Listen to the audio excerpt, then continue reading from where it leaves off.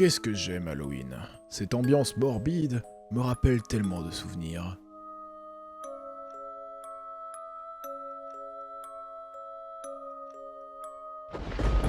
Tiens, bonjour à vous.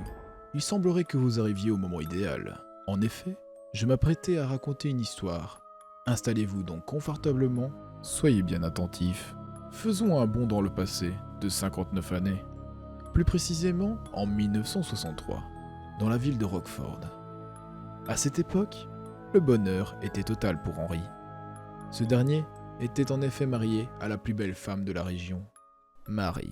Les époux Ravenswood avaient tout pour être heureux et épanouis dans leur vie quotidienne.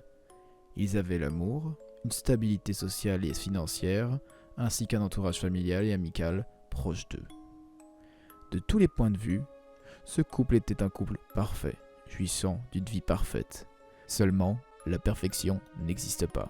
Grâce à sa situation professionnelle, à savoir compositeur, Henry permet à sa femme de ne plus travailler.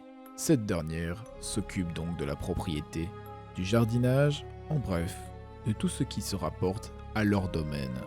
Tandis que lui, de son côté, passe le plus clair de son temps en déplacement professionnel.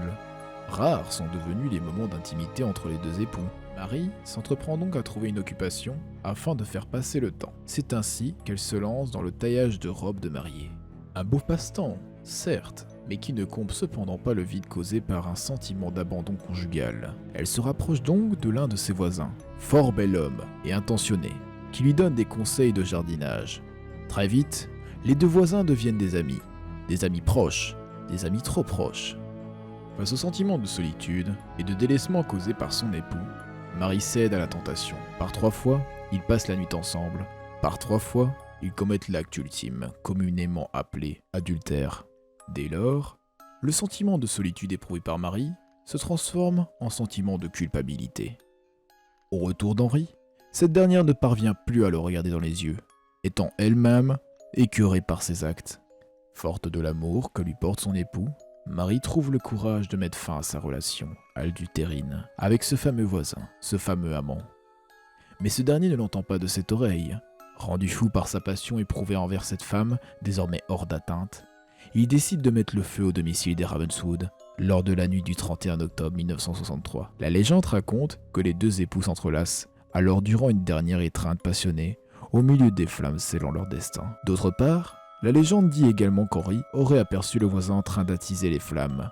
Il prononce alors un cri sanglant, un dernier cri de frénésie, tout en maudissant cet homme pour l'éternité. Ainsi se termine mon histoire. J'espère qu'elle vous a plu.